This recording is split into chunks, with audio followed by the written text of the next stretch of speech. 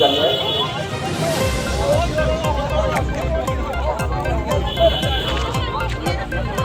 আমাদের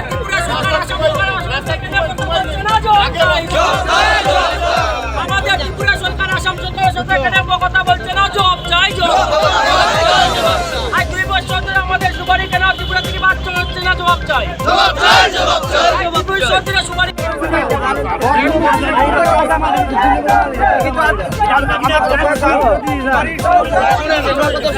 লিখিত দিতে দিতে ডাইরেক্টর মুখ্যমন্ত্রী কৃষিমন্ত্রী কেন্দ্রীয় মন্ত্রী সব আমরা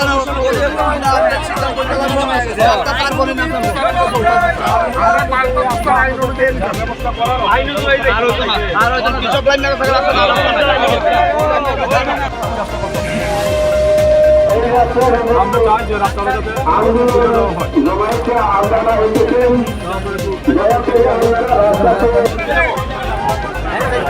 তারা তিনজনের জন্য কথা বলবো।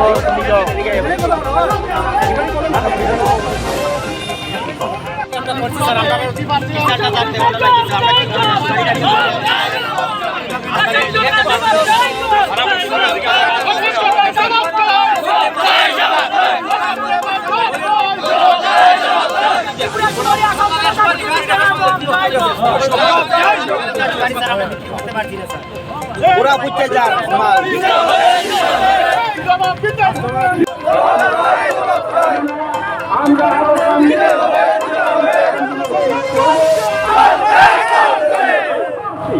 আসাম সরকার হয় হয় হয় হয় হয় হয় আসাম সরকার হয় হয়।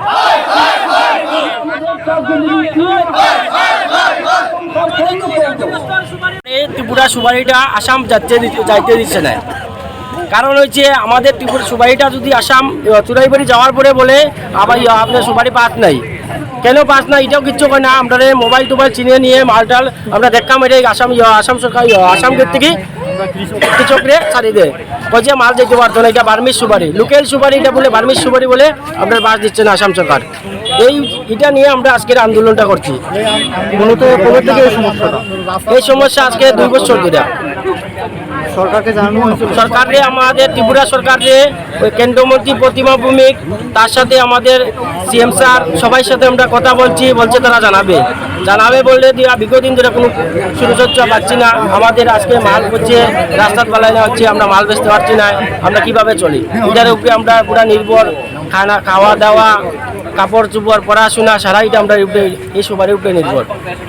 আমরা যদি মাল না বেচতে পারি আমরা কিভাবে চলবো, কিভাবে খাইবো? মূলত কোন কোন এলাকা থেকে এই সুপারিগুলো আসে? ত্রিপুরা পোশাক গোটা ত্রিপুরা সুপারি।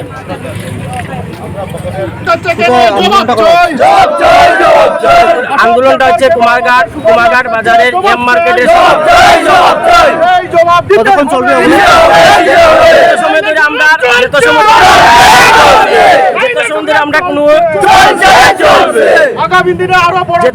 আমরা কোনো আসাম ত্রিপুরা সরকার কোনো আপনারা রায় দিচ্ছে, আমরা এটা সবাই সমাধান যদি না করে আমরা লড়াই চলবে। আমরা আজকে সমাধান চাই।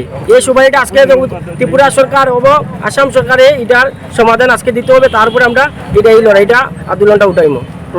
দীর্ঘদিন আন্দোলন চলতে থাকবে আনলিমিটেড। প্রশাসন এসছে? হ্যাঁ, প্রশাসন এসছে। প্রশাসন এসেছে, প্রশাসন আমাদের সাথে কোনো আলোচনা করে নাই। আমার নাম লিটন দাস, বাড়ি শুনাই।